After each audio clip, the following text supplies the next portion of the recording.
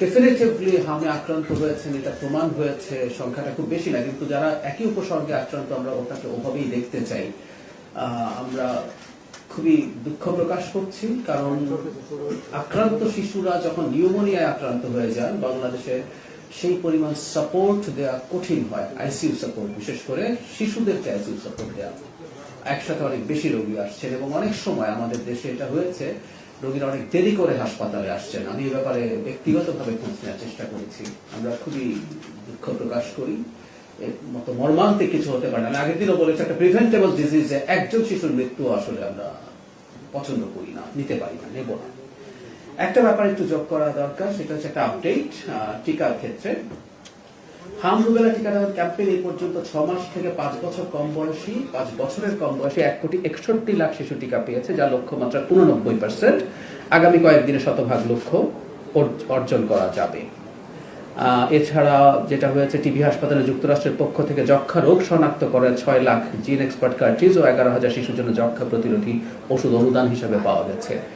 বর্ষা মৌসুমে ডেঙ্গুর প্রকোপ মোকাবেলায় স্বাস্থ্য সংশ্লিষ্ট দপ্তরগুলো প্রস্তুতি শুরু করেছে। আপনারা জানেন, বর্ষার সময় আমাদের দেশে কমনলি হয়। আমরা আগে বলেছি যে আমাদের পার্শ্ববর্তী দেশগুলো ডেঙ্গুর প্রকোপ কমাতে যথেষ্ট সফল হয়েছে। এবার আমরা অন্তত এই সময়টা দায়িত্বে আছি। আমরা বিশ্বাস করি অতীতের যে কোনো সময়ের তুলনায় আমরা এবার বেটার পারফর্ম করব। আমাদের এখানে ডেঙ্গুর সংকট খুব মেজর হবে না।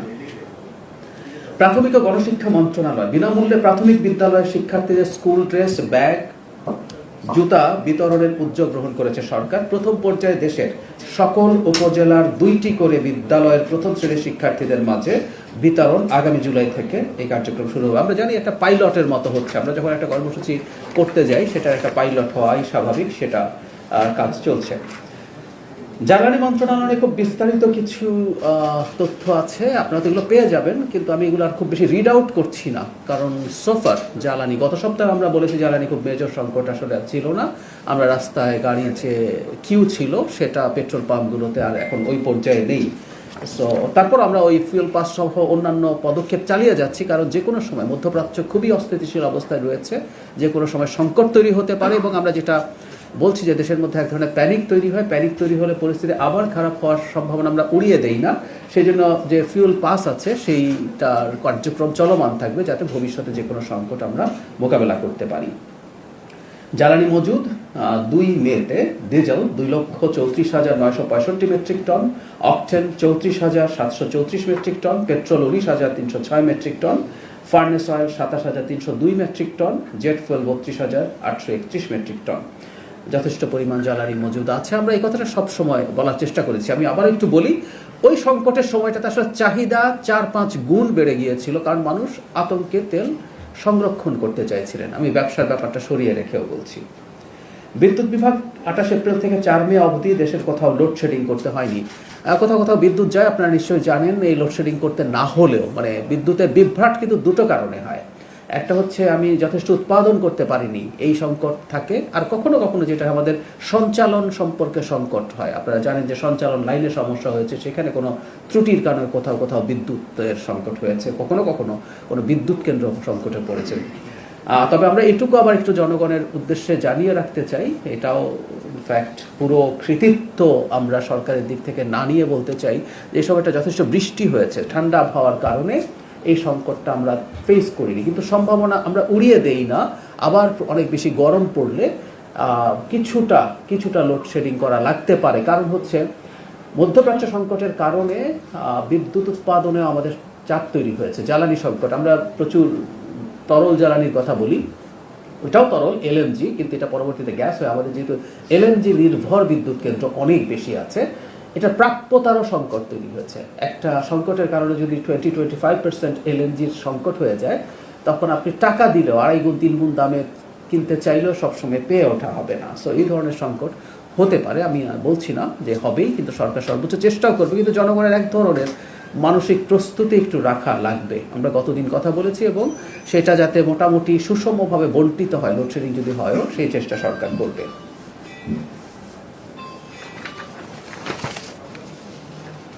সড়ক পরিবহন ও সেতু মন্ত্রণালয় নির্বাচনী ইশতেহার অনুযায়ী বিএনপি যে ইশতেহার দিয়েছিল, গণপরিবহনের শৃঙ্খলা নিরাপত্তা আনা ও সমন্বিত স্মার্ট ব্যবস্থাপনা এবং বাস রুট রেশনালাইজেশনের অংশ হিসাবে রাজধানী ঢাকার সবকটি বাস রুটকে অল্প কয়েকটি রুটে নিয়ে আসার জন্য কাজ করছে সরকার।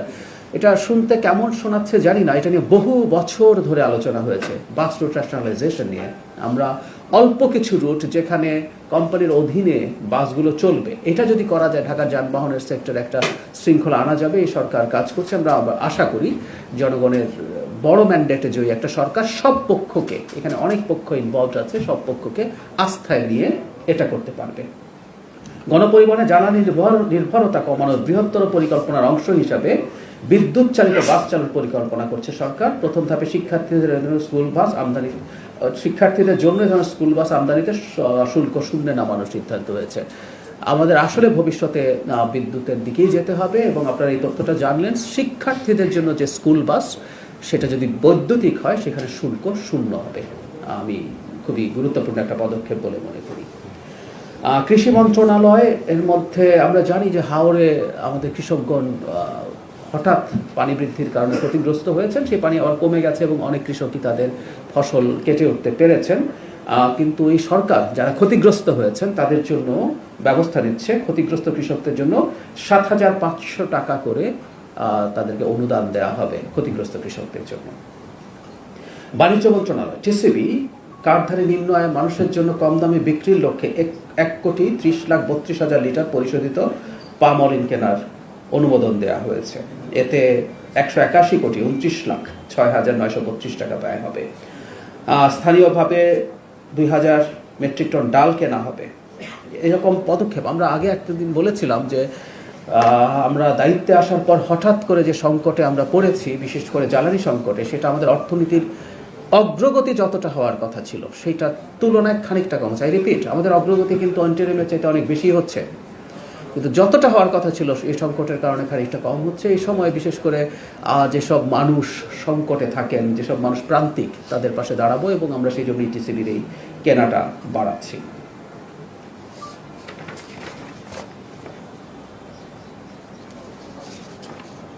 ভূমি মন্ত্রণালয়ের ভূমি মন্ত্রণালয় না, সম্ভবত এটা স্থানীয় সরকার হবে। সেটা হচ্ছে রাজধানীর মিরপুরে ৩টি গুরুত্বপূর্ণ এলাকায় ব্যবসা করা ভ্রাম্যমাণ ব্যবসায়ীদের নিয়মের আওতায় আনতে ডিজিটাল পরিচয়পত্র দেওয়া শুরু করেছে ঢাকা উত্তর সিটি কর্পোরেশন। প্রথম ধাপে ২০২ জনকে পরিচয়পত্র দেওয়া হয়েছে। এসব ফুটপাত ও সড়ক ছেড়ে হকারদের নিজ দায়িত্বে দ্রুত নির্ধারিত স্থানে সরে যাওয়ার নির্দেশনাও দেওয়া হয়েছে। একটা কথা আগে একদিন বলেছিলাম যখন এনাদের এই ভ্রাম্যমাণ ব্যবসায়ীদের কথা এসেছিল, সেটা হচ্ছে এটা আমাদের জন্য খুবই টাফ একটা সিদ্ধান্ত। কারণ হচ্ছে ফুটপাত অবশ্যই মানুষের হাঁটা চলা নির্বিঘ্ন করা দরকার, একই সাথে প্রান্তিক মানুষ এখানে ব্যবসা করেন, তাহলে আমাদের সরকারের নীতি হচ্ছে যে এনাদেরকে যাতে আমরা আইডেন্টিফাই করতে পারি। এটার জন্য অলরেডি পরিচয়পত্র দেওয়া শুরু হয়েছে। এটা ইনফ্যাক্ট নর্থের কথা সাউথের আগে শুরু হয়েছিল। আর তাদেরকে সময় দেওয়া হচ্ছে, কারণ একটা প্রবণতা থাকে আপনি তাদেরকে এখানে সরিয়ে দেওয়ার পরও ওরা আবার আসার চেষ্টা করেন। আমরা আশা করি তাদের সাথে আমরা কোলাবোরেট করে এই সমস্যাটা সমাধান করতে পারবো। তাদের জন্য জায়গা নির্দিষ্ট করার চেষ্টা করা হচ্ছে, সেভাবে হয়তো করা যাবে। লোকাল গভর্নমেন্ট ইলেকশন সম্পর্কে আমাদের মাননীয় মন্ত্রী জানিয়েছেন খুব দ্রুতই এই ব্যাপারে কাজ হবে।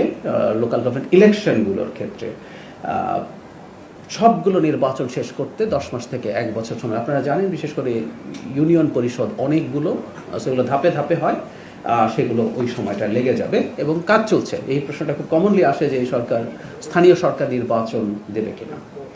ধর্ম মন্ত্রণালয় হজযাত্রীর সংখ্যা এখন পর্যন্ত 43,773 জন, অবশিষ্ট হজযাত্রী আছেন 34,543 জন। এটা একটা ছোট আপডেট।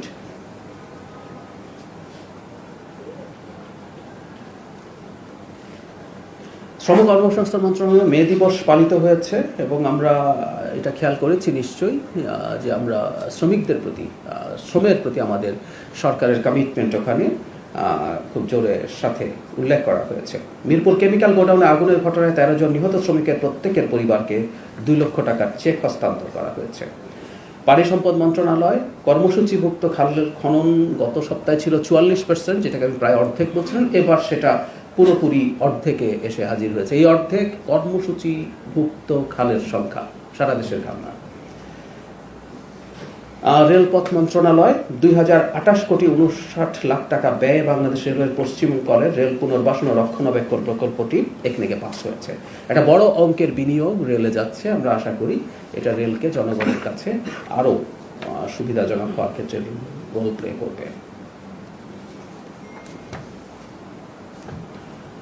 স্বরাষ্ট্র মন্ত্রণালয় আপনারা পেয়ে যাবেন। স্বরাষ্ট্র মন্ত্রণালয়ের নিয়মিত যে মাদক বিরোধী অভিযান সেটা চলছে বিভিন্ন পর্যায়ে। র্যাব, বর্ডার গার্ড তারা মাদকদ্রব্য, আগ্নেয়াস্ত্র সব উদ্ধার করে যাচ্ছেন এবং দুদিন আগে আমাদের মাননীয় স্বরাষ্ট্রমন্ত্রী মাদকের বিরুদ্ধে ব্যবস্থা এবং অভিযান আরো জোরদার করার কথা জানিয়েছেন, আপনারা জানেন। মুক্তিযুদ্ধ বিষয়ক মন্ত্রণালয় জুলাই যোদ্ধা শহীদ পরিবারকে এককালীন 30 লক্ষ টাকা সঞ্চয়পত্র, প্রতি মাসে 20,000 টাকা সম্মানী ভাতা প্রদান করা হয়েছে। আহতদের ধরন অনুযায়ী যোদ্ধাদের 5, 3 বা 1 লাখ টাকা সঞ্চয়পত্র, প্রতি মাসে 20, 15, 10,000 টাকা, যে ভাতাগুলো আগে শুরু হয়েছিল সেগুলো এই সরকারের সময়ও কন্টিনিউ করছে। এটা সবচেয়ে ইম্পর্টেন্ট। এছাড়াও জুলাই যোদ্ধাদের পুনর্বাসনের লক্ষ্যে জেলা প্রশাসকদের নিকট থেকে প্রাপ্ত 3,425টি আবেদনের মধ্যে 1,937 জন জুলাই যোদ্ধাকে প্রশিক্ষণ প্রদান ও কর্মসংস্থানের মাধ্যমে পুনর্বাসনের ব্যবস্থা গ্রহণের জন্য যুব ও ক্রীড়া মন্ত্রণালয়ে পত্র প্রেরণ করা হয়েছে। আমাদের এই গণতান্ত্রিক যে পরিবেশ আমরা উপভোগ করছি, এর পেছনে এই সময়ে যারা নিহত হয়েছেন, আহত হয়েছেন, অনেকে বিকলাঙ্গ হয়েছেন, অন্ধ হয়েছেন, তাদের প্রতি ঋণ এই জাতি স্মরণ করবে এবং তারা কি চান সেটা জরুরি না, এই জাতি চেষ্টা করবে তাদেরকে সেই ক্ষেত্রে যতটা সম্ভব কম্পেনসেট করা, তাদেরকে আমরা সেই মর্যাদা দেব। নৌপরিবহন মন্ত্রণালয় চট্টগ্রাম বন্দর কর্তৃপক্ষের অপারেশনাল ইতিহাসে এক অনন্য মাইলফলক অর্জিত হয়েছে। 30 এপ্রিল 2026 তারিখে চট্টগ্রাম বন্দরের নিউমরি কন্টেইনার টার্মিনাল একদিনে সর্বোচ্চ সংখ্যক কন্টেইনার হ্যান্ডলিং এর এক নতুন রেকর্ড সৃষ্টি হয়েছে। এদিন 5,709টি ইউএস কন্টেইনার হ্যান্ডলিং সম্পন্ন হয়েছে, যা ইতিহাসে সর্বোচ্চ।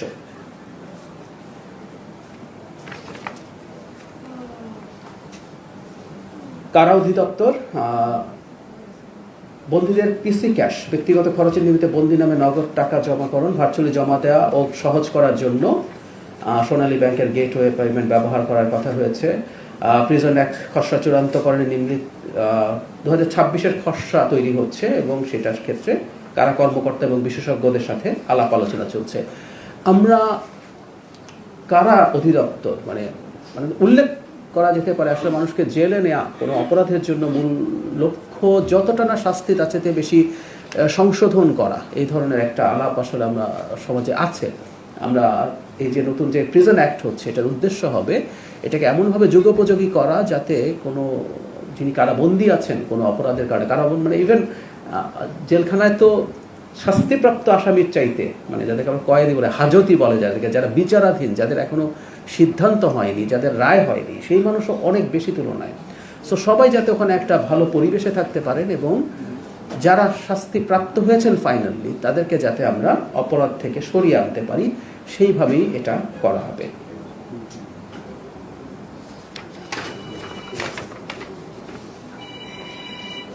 আপনারা পেয়ে যাবেন মাদকদ্রব্য নিয়ন্ত্রণ অধিদপ্তর কি পরিমাণ মাদকদ্রব্য তারা কন্ট্রোল করেছে, ফায়ার সার্ভিস, সিভিল ডিফেন্স কি করেছেন, কোস্টগার্ডেরও তাদের সোফার যে কর্মসূচি সেগুলো কন্টিনিউ করছে। আমি আপাতত এখানেই শেষ করছি, আপনারা পেয়ে যাবেন। সো আপনাদের কাছে আরও যেগুলো খুবই সিগনিফিক্যান্ট বলে মনে হলো সেগুলো নিয়ে আমি কথা বলেছি। জি, একটু পরিচয় দিয়ে আমরা একটু প্রশ্ন করেন। জি,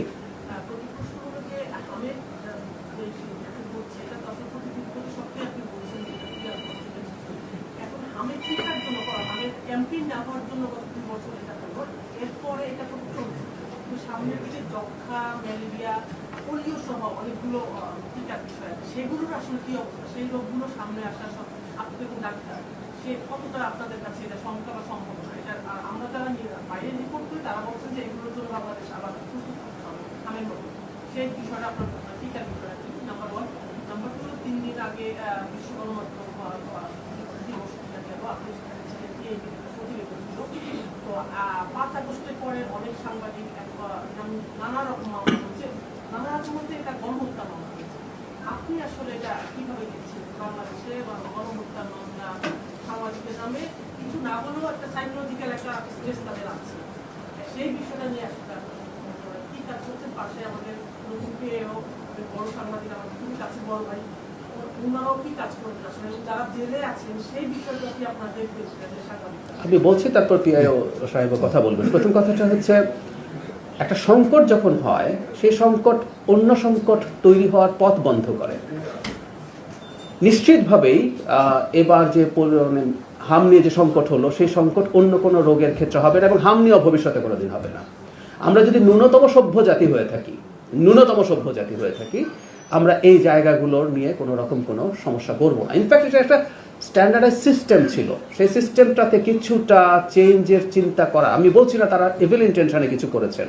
আমি ইন্টারিম সরকার শিশু মৃত্যু ঘটাতে চাই, এরকম কোনো ব্যাড ইন্টেনশন তাদের ছিল বলে মনে হয় না, আমি মনে করি না। কিন্তু এটা নিয়ে আমাদের খতিয়ে দেখা দরকার আছে। সেই কাজটা আমি মন্ত্রণালয়ে কথা বলেছি, সেই কাজটাও হবে যে কেন আসলে এই ঘটনাটা ঘটলো।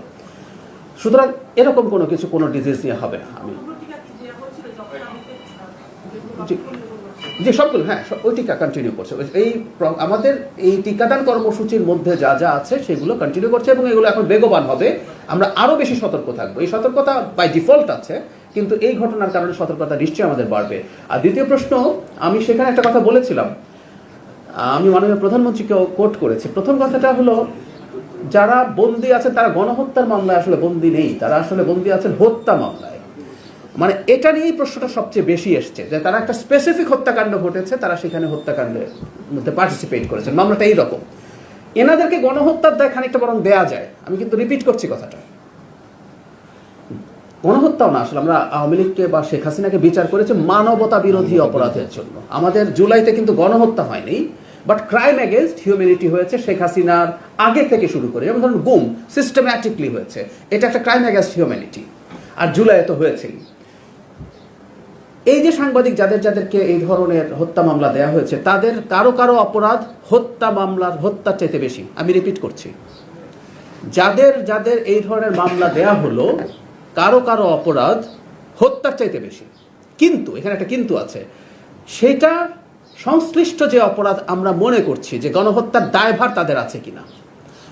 পোস্ট সেকেন্ড ওয়ার্ল্ড ওয়ার যখন এই বিচারগুলো হচ্ছিল, নুরেমবার্গ ট্রায়ালে বা টোকিও ট্রায়ালে বা রুয়ান্ডা জেনোসাইডের পরও, সেখানে এই জেনোসাইডগুলোকে সাপোর্ট করা বা এগুলোকে হতে দেওয়ার জন্য যারা কোনো না কোনো ফর্মে ন্যারেটিভ তৈরি করেছে, তাদেরও কিন্তু বিচারের আওতায় আনা হয়েছে, ট্রায়ালে আনা হয়েছে। সুতরাং তাদের যাবে না তা বলছি, কিন্তু আমি আপনার সাথে এটাই একমত, যেই অপরাধে, যেই অভিযোগে তারা গ্রেফতার আছেন, আমি এই দায়িত্বে আসার আগেও, নির্বাচনের আগেও আমি বলেছি যে এই কাজগুলোতে তাদেরকে অভিযুক্ত করা ভুল। এখন এই যে অভিযুক্ত তারা আছেন, মাননীয় প্রধানমন্ত্রীর সামনে নোয়াবের প্রতিনিধিরা এইটা তুলেছেন, এবং মাননীয় প্রধানমন্ত্রী বলেছেন যে এই ব্যাপারে সরকার চেষ্টা করবে। এখানে একটা কথা বুঝতে হবে, এটা কিন্তু একটা বিচারিক প্রক্রিয়া, মানে এটা সরকার সবকিছু করে ফেলতে পারে না। সো এটা একটা বিচারিক প্রক্রিয়া, বিচার বিভাগের সাথে কোলাবোরেট করে সরকারের যতটুকু সম্ভব সরকার সেই কাজটা নিশ্চয়ই করবে। কিন্তু আমি আবারও বলি যে এই সরকারের সময়ে অন্তত কেউ যাতে অন্যায়ভাবে আটক না থাকেন, অন্যায়ভাবে ট্রায়ালের মধ্যে না যান, সেই চেষ্টা সরকার করবে। আমি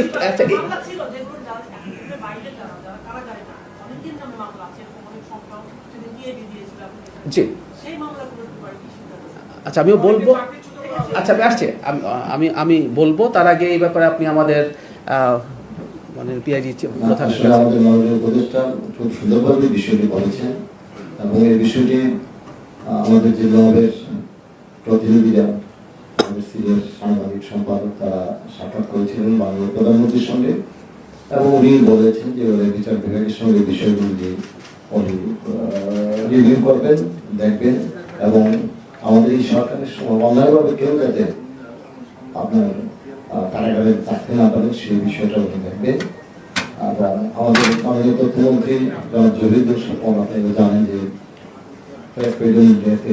উনি সুন্দরভাবে এই জিনিসটি বলেছেন যে আমরা বিষয়গুলি আমরা খুব আন্তরিকভাবে দেখছি এবং ইতিবাচকভাবে আমরা দেখছি, সুতরাং এখানে অরিত হওয়ার কারণ নাই।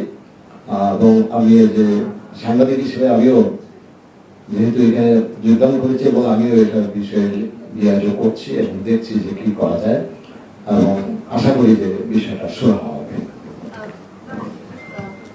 আচ্ছা, একটা জিনিস একটু বলে রাখা ভালো, যে তারা মানবতা বিরোধী অপরাধে কোলাবোরেট করেছেন কিনা এটা কিন্তু আমার ব্যক্তিগত মতামত, আমি এটা সরকারের পক্ষ থেকে বলছি না। জি মাননীয় উপদেষ্টা আচ্ছা আচ্ছা প্রশ্ন একটা ছিল যারা যাদের নামে মামলা এখন আছে বাইরে আছে কারাগারে, সেই মামলাগুলোর বিষয়ে তথ্য বলতে একই রকম ব্যাপার, কারণ নামে যদি ধরুন যে মামলাগুলো নিয়ে যারা কারাগারে আছেন, আমি আবারও রিপিট করি যে ওই সময় কি হয়েছিল, হত্যা মামলা, সবাই স্পেসিফিক হত্যা করেছেন যে ওখানে অমুক হত্যাকাণ্ডের শিকার হয়েছে এবং তিনি সেখানে ছিলেন।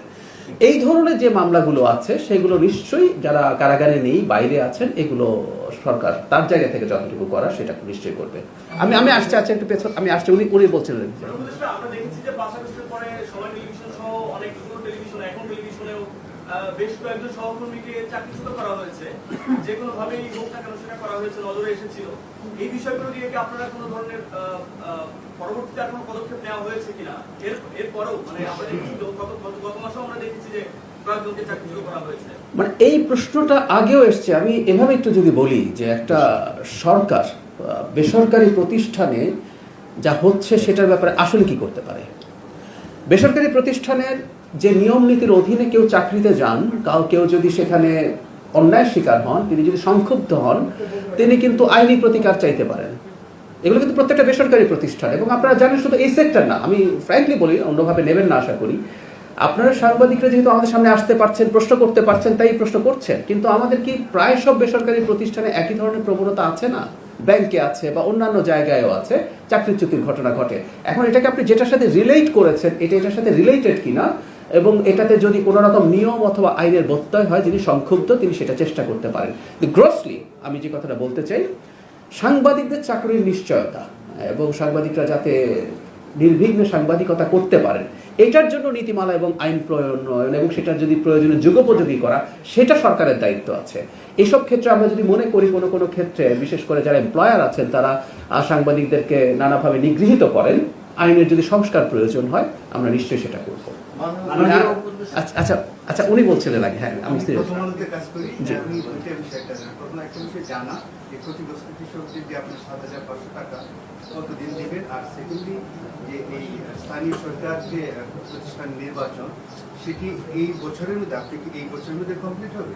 পাশাপাশি আরেকটি প্রশ্ন উঠেছে যে উপজেলা পরিষদ থাকবে কি থাকবে এই ধরনের একটি কথা উঠেছে, কারণ সেখানে আমরা দেখছি গণমাধ্যমে এসেছে এবং সংসদে সেটি সংসদ সদস্যদের জন্য সেখানে বসার একটি ব্যবস্থা করা হচ্ছে।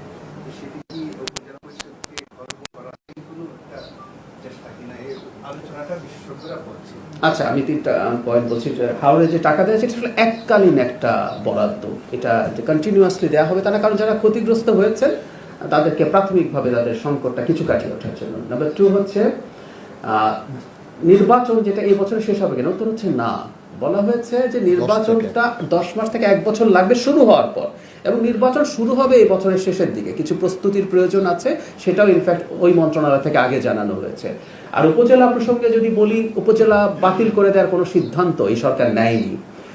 অফিস দেওয়াতে উপজেলাকে খর্ব করা হচ্ছে ব্যাপারটা আমার কাছে এইরকম মনে হয় না, বরং আইনগতভাবেই আপনি যদি খেয়াল করেন, উপজেলা পরিষদ যে আইনের ধারা 25, এটা নিয়ে আমরা একসময় প্রচুর বলেছি, লিখেছি, সেখানে তো একজন সংসদ সদস্য উপজেলা পরিষদের উপদেষ্টা হিসেবেই লিগালি আছেন।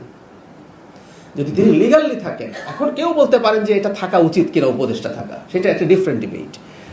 অফিস রাখার মাধ্যমে আসলে সেটাকে যে নতুন করে অনেক বেশি খারাপ করে ফেলা হলো, মোটেও ব্যাপারটা সেরকম না। কারণ আমরা যদি এভাবে তর্কটা বা যুক্তিটা দেই যে একজন এমপি যেহেতু উপজেলা পরিষদের উপদেষ্টা, তার তো উপজেলা পরিষদে একটা অফিস থাকা উচিতই। আবারও বলছি, এই আলাপ সমাজে আছে, কেউ করতে পারেন যে তারা আদৌ উপদেষ্টা থাকা উচিত কিনা। সো উপজেলাকে নিয়ে সরকারের এই ধরনের কোনো মানে এটাকে খাটো করা বা আরো বেশি অক্ষম করে তোলার কোনো পরিকল্পনা সরকারের নেই। জি, আমার প্রশ্ন যে আহমেদ বললেন যে অন্তর্বর্তীকালীন সরকার ছিল, তার কোনো ইচ্ছা ছিল না যে শিশুদের আসলে মেরে ফেলা। জি, শিওর। ভালো। তো আপনি বললেন যে আপনার এখানে নেগলিজেন্স থাকতে পারে। আপনি বললেন যে খতিয়ে দেখবে বলে সরকারের পক্ষ থেকে কি তদন্ত করা হবে অফিসিয়ালি? আমি অফিসিয়াল তদন্ত করা নিয়ে আমি ব্যক্তিগতভাবে এই ব্যাপারে কাজ করার চেষ্টা করছি। স্বাস্থ্য মন্ত্রণালয়ের সাথে আমি কথা বলছি। আমি আশা করি সরকার একটা তদন্ত করবে, দায়ী কারা ছিলেন, বা অ্যাটলিস্ট আমরা কাউকে ধরে যে শাস্তি দিতে চাইছি সেটার চাইতেও জরুরি কথা, প্রবলেমগুলো কোথায় হলো। সো একটা ইনভেস্টিগেশন আসলে ভবিষ্যতে হেল্প করে যাতে একই ধরনের ঘটনার ঘটনা না রিপিটেশন না হয়, সেই কারণে অন্তত তদন্ত হওয়া উচিত বলে আমি ব্যক্তিগতভাবে মনে করি এবং আমি চেষ্টা করছি। আমি এই ব্যাপারে আসলে কথা বলবো এবং আমি প্রয়োজনে মাননীয় প্রধানমন্ত্রীর সাথেও কথা বলবো। ইয়াসিন রানা এটিএম মামলায় কাজ করি, বিশেষ আপনি যে তদন্তের কথা বলছেন, যে যাদের দায়িত্বে অবহেলার কারণে শিশু মারা গেলেন, এখন তাদের যেটা একটা কন্টিনিউয়াস প্রসেস, আমরা যেটা জানি যে টিকাগুলো একটা স্বাভাবিক প্রক্রিয়াতে মানে কোন সরকার আসলো আর গেল সেটার সাথে টিকার এই কার্যক্রমের কোনো সম্পর্ক নেই। যারা দায়িত্বে থাকে এটা টিকাগুলো বিভিন্ন সংস্থা থেকে আসে, তারা এগুলো কিছু নিজেও কিনি আমরা, স্বাভাবিক প্রক্রিয়া। যারা দায়িত্ব অবহেলা করলো এটা তাদের বিরুদ্ধে আপনারা কি ব্যবস্থা নেবেন? প্রথম 300 শিশু মারা গেল, আমরা যে কাজটা করার চেষ্টা করব, প্রথম তদন্ত করে নির্ণয় করার চেষ্টা করব। আমরা খেয়াল করেছি যে গত অন্তর্বর্তী সরকারে যিনি স্বাস্থ্য বিষয়ক বিশেষ সহকারী ছিলেন প্রফেসর সাইদুর রহমান সাহেব, তিনি একটা ব্যাখ্যা দিয়েছে তার মতো করে, মানে একটা হচ্ছে কোথায় কোথায় ফ্লজ হয়েছে বলে রিপোর্ট আছে, তাদেরও ব্যাখ্যা আছে। ইনফ্যাক্ট তদন্তের উদ্দেশ্য হচ্ছে এই জিনিসগুলোকে ভেরিফাই করে একটা ডিসিশনে আসা। সেখানে যদি কারো কোনো গ্রস নেগলিজেন্স পাওয়া যায়, আমি এটা আমার ব্যক্তিগত অপিনিয়ন যে তাদের বিরুদ্ধে আসলে শাস্তিমূলক ব্যবস্থা নেওয়া উচিত হবে। কিন্তু আগে নির্ণয় করাটা জরুরি। আমরা যে ঘটনা ঘটে গেছে, ইয়াস আমি আপনার সাথে একমত, শাস্তিমূলক কোনো ব্যবস্থাও ভবিষ্যতে এটা রিপিটেশনের পথ বন্ধ করে। একই সাথে আমরা কোথায় কোথায় ঘটছে সেই ব্যাপারে আমরা যাতে স্টেপ নিতে পারি সেই চেষ্টা আমরা করতে পারবো। না মাননীয় উপদেষ্টা, জি। এই বিষয়টাই আপনারা কিন্তু ইভেন মাননীয় প্রধানমন্ত্রী সহ আপনারা কিন্তু বলে আসছেন যে বিগত অন্তর্বর্তী সরকার এই যে হামের টিকা দেওয়া হয়নি এই জন্য দায়ী, এটা কিন্তু আপনারা বলে যাচ্ছেন। কিন্তু তাদের যারা দায়ী তাদের বিরুদ্ধে কিন্তু দৃশ্যমান কোনো ব্যবস্থা এখনো দেখা যাচ্ছে না, এই বিষয়টাই আমি এই যে প্রশ্নটা তোলা হলো যে দৃশ্যমান ব্যবস্থা, আমি ব্যক্তিগতভাবে মনে করি যে এই ব্যাপারে, যে আমি আগেও বলেছি যে সরকার কখনো কোনো কিছুতে যদি রিলাক্টেন্স বা একটু দেরি হয়, ভুল করে, স্বীকার করবে। আমি মনে করি যে এটা একটা দৃশ্যমান তদন্ত হচ্ছে, এটা দৃশ্যমান হওয়া ভালো ছিল আরো আগেই। সো দেরি হয়েছে, আমরা এটার জন্য অ্যাপোলোজাইজ করি এবং আমরা খুব দ্রুত অন্তত যাতে এই ধরনের একটা তদন্ত শুরু হয় সেই চেষ্টা আমরা করব। এটা জরুরি। কিন্তু আমরা একটা কথা বলতে পারি যে ম্যাসিভ স্কেলে খুব সিরিয়াসলি অনেক বেশি এক্সটেন্সিভলি আমরা টিকা দেওয়া চালিয়ে গেছি। আমাদের খেয়াল করেছে যে এর মধ্যে 89% আমাদের টার্গেট অ্যাচিভড হয়েছে, বাকিটাও হয়ে যাবে। কিন্তু ওই যে অনেক আগে একদিন বলেছি, ডাক্তার হওয়ার কারণে যেটা আমি বুঝি, আপনি টিকা দেওয়ার পরে ইমিউনিটি তৈরি হতে একটু সময় নেয়। সো এই ঘটনাটাই এখন এভাবে করছে। এর আগের ব্রিফিং এ আপনি জঙ্গিবাদের বিষয়ে কথা বলেছেন। জি, এটা তোলায় ভালো হয়েছে। জি, এবং হলো সারা দেশে কিন্তু রেড অ্যালার্ট এখনো আছে, বিশেষ করে এয়ারপোর্টগুলোতে এবং সরকারি স্থাপনাগুলোতে। আসলে এর পরের কোনো আপডেট কিন্তু আমরা শুনিনি, বা কোনো জঙ্গিবাদের সাথে সংশ্লিষ্ট কাউকে ধরা হয়েছে বা কোনো আসছে, এই বিষয়ে যদি একটু আপডেট দিতেন। আচ্ছা, খুব ভালো হয়েছে। আমার মাথায় ছিল যে আমি এটা নিজে তুলবো, কিন্তু আপনি প্রশ্ন করায় ভালো হলো যে জঙ্গি আছে জঙ্গি নেই। আমি একটা মন্তব্য করেছি প্রায় একই সময়ে বা একটু পরে মাননীয় স্বরাষ্ট্রমন্ত্রী বলছেন দেশে কোনো জঙ্গি নেই। আপনারা যদি পড়ে দেখেন দেখবেন ওনার বক্তব্য আর আমার বক্তব্যের মধ্যে খুব বেশি ভিন্নতা ছিল না। এটা হলো প্রধান কথা। মানে আমরা তো আসলে ফটো কার্ড করি এখন।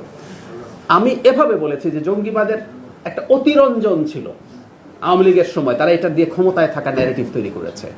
আবার কেউ কেউ কিছুই নেই আমাদের দেশে এই ধরনের বলে, দুটোই কিন্তু নেগেটিভ। মাননীয় স্বরাষ্ট্রমন্ত্রীও কিন্তু বলেছেন যে কিছু এক্সট্রিমিজমের অস্তিত্ব আছে। মানে এই যে জঙ্গিবাদ, আসলে ওই শব্দটা ব্যবহার করতে চান নাই। ইনফ্যাক্ট আমি যা বলেছি ওনার বক্তব্যের সাথে আসলে খুব বেশি ভিন্নতা নেই। সেইটাকে আপনি জঙ্গিবাদ নামে বলুন অথবা উগ্রবাদ নামে বলুন, একটা লো ইন্টেন্সিটি তো আছে, না হলে তো আমরা এই অ্যালার্ট করতাম আনতাম না। এবং এটা আছে, এটা মাননীয় স্বরাষ্ট্রমন্ত্রীও স্বীকার করেছেন। প্রচুর কার্টুন হয়েছে যে আমি নাকি ওনার চাইতে বেশি গোয়েন্দা তথ্য রাখি। আর ফাইন, আমার ভালো লেগেছে দেখে। কিন্তু এই জায়গাটা আছে এবং রেড অ্যালার্ট যেহেতু এখনো আছে, তার মানে আপনাকে একটা জিনিস বুঝতে হবে, এই ধরনের ঘটনায় সবসময় যে পাবলিকলি সব কথা সরকার বলবে সেটা সবসময় হবে না। সরকার এইগুলোর যে রিস্ক আছে, এগুলোর ব্যাপারে যে পদক্ষেপ নেওয়ার সেগুলো নিচ্ছে, আমি ব্যক্তিগতভাবে জানি। সুতরাং যখন গ্রেফতার বা এই ধরনের কোনো ঘটনা ঘটবে যেটা সরকার মনে করবে জানাবেন আপনাদেরকে, সেটা সময় মতো জানানো হবে। আমি এটুকু বলতে পারি যে রিস্কের কথা আগে বলা হয়েছিল, সেই রিস্ক নিশ্চয়ই এখন তার থেকে অনেক কম, সেই রিস্ক কমে যাচ্ছে। কিন্তু এই জায়গাগুলো অনেক বেশি সেন্সিটিভ, সেগুলো এই কারণেই এখন পর্যন্ত এটা বহাল রাখা হয়েছে। এটা খুব বেশি দিন থাকবে বলে আমি মনে করি না।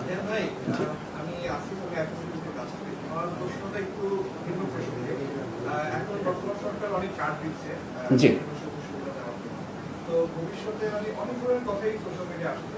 তো ভবিষ্যতে কি এই কার্ডগুলোকে অফিসিয়াল করার কোনো পরিকল্পনা বা কোনো সোশ্যাল সিকিউরিটি পরিকল্পনা আছে?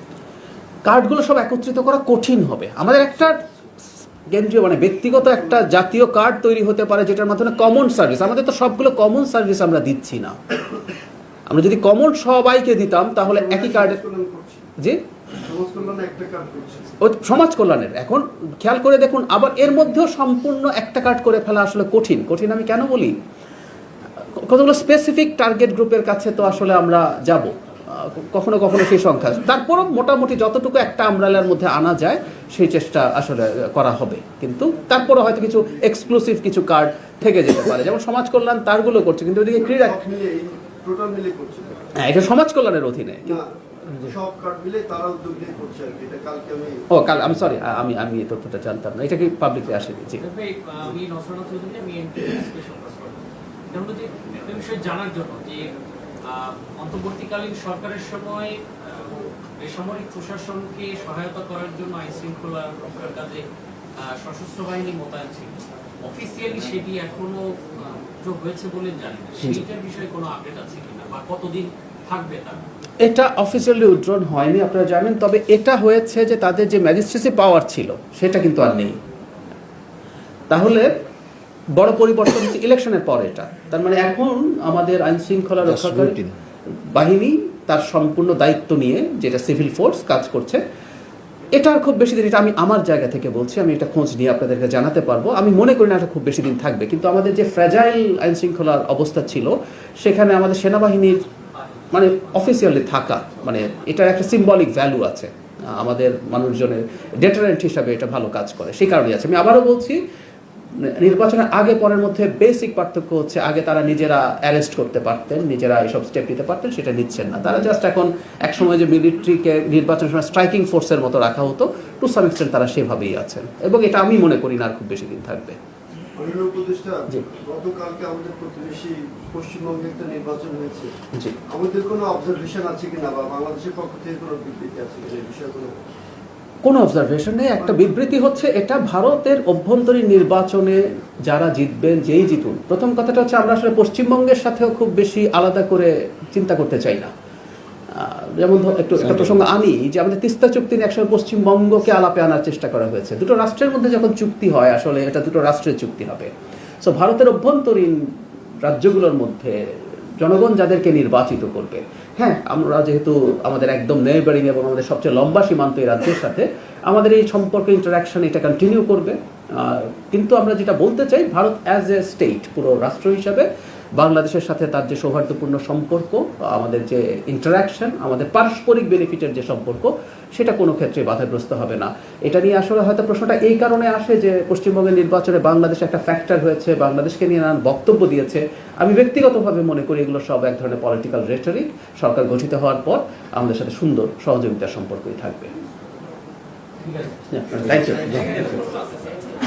আচ্ছা জি, 83 সালে শহীদ রাষ্ট্রপতি জিয়াউর রহমান ফিল্ম চলচ্চিত্র শিল্প উন্নয়নে কবির করে 300 বিঘা জমির উপরে ফিল্ম সিটি করেছিলেন, জিয়া ফিল্ম সিটি। পরবর্তী সময়ে সেটি ছিনতাই হয়ে গেছিল, নাম হয়ে গেছে বঙ্গবন্ধু ফিল্ম সিটি। এরপরে আপনার এই তথ্য সচিবের সভাপতিত্বে অন্তর্বর্তী সরকারের সময় 3টা মিটিং হয়েছে, সেই মিটিংয়ে সে নামটি চেঞ্জ করে বাংলাদেশ ফিল্ম সিটি করা হয়েছে। Why not film city, why not Zia film city? আমি এই ব্যাপারটা এখনো জানি না, আপনি যেহেতু বলেছেন এটা সম্ভবত আছে, আমি খোঁজ নিয়ে এই ব্যাপারে চেষ্টা করবো, এবং জিয়াউর রহমানের মতো একজন মানুষের নাম থাকাটা উচিত বলে আমিও মনে করি, আমাদের অত্যন্ত গুরুত্বপূর্ণ মানুষ। Thank you, thank you. আমাদের প্রশ্ন ছিল, একজন সাংবাদিককে নজরুল ইসলাম মিঠু, তাকে বিদেশ এয়ারপোর্টে যাওয়ার সময় বিদেশ যেতে বাধা দেওয়া হয়েছে, তো তার নামে কোনো মামলা ছিল না। আমরা শুনে থাকি যে এয়ারপোর্টে সাংবাদিকদের তালিকা দেওয়া আছে, অনেকে আসলে বিদেশে যেতে বাধা দেওয়া হয়, তো এই বিষয়ে আপনাদের অবস্থান কি জানতে চাই?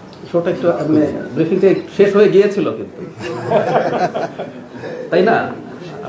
আমরা উঠে যাচ্ছিলাম। আচ্ছা, যে প্রশ্নটা করলেন, আমি এই ধরনের খবর দেখেছি। আমি মেইন স্ট্রিমে কি এসছে, আমি মেইন স্ট্রিম নিউজে আমি আমার চোখে পড়েনি, কিন্তু গুরুত্বপূর্ণ অ্যাক্টিভিস্ট যারা সোশ্যাল মিডিয়াতে আছেন, যারা অন্তত কোনো ফেক কিছু করেন না, তারা এটা নিয়ে কথা বলছেন। আমি ব্যক্তিগতভাবে এখনো নিশ্চিত নই যে এটা আসলে কেন হয়েছে। এক ধরনের মানে যেতে না দেয়া যদি হয়, এটার একটা ব্যাখ্যা, মানে ওনাকে তো শুধু বাধা দেওয়া হয়েছে যেতে, তাই তো? নাকি কি আটক করা হয়নি? তো তো এই যে বাধা দেওয়া হয়েছে এই ব্যাখ্যাটা নিশ্চয়ই সরকার দেবে এবং আমি সংশ্লিষ্ট বিভাগ বা মন্ত্রণালয়ের সাথে কথা বলবো। একটা কথা মনে রাখতে হবে, একটা রাষ্ট্রের কখনো কখনো বা অনেক সময় রাষ্ট্রের সাথে রাষ্ট্রের গুরুত্বপূর্ণ বা নিরাপত্তার কোনো ইস্যু থেকে থাকতে পারে। সব সময় যে যাকে এ ধরনের বাধা দেওয়া হয়েছে তিনি এটাতে শতভাগ অভিযুক্ত বা উনি এটার দায়ী তা না, কিন্তু সেন্সিটিভ কোনো কিছু যদি থাকে একটু খতিয়ে দেখার জন্য হয়তো, আমি আবারও বলছি এগুলো আমি আমার জায়গা থেকে বলছি, হয়তো সেটা দেখার চেষ্টা করা হচ্ছে। কিন্তু আমি একমত যে এটা যদি হয়ে থাকে সেটা কেন হয়েছে।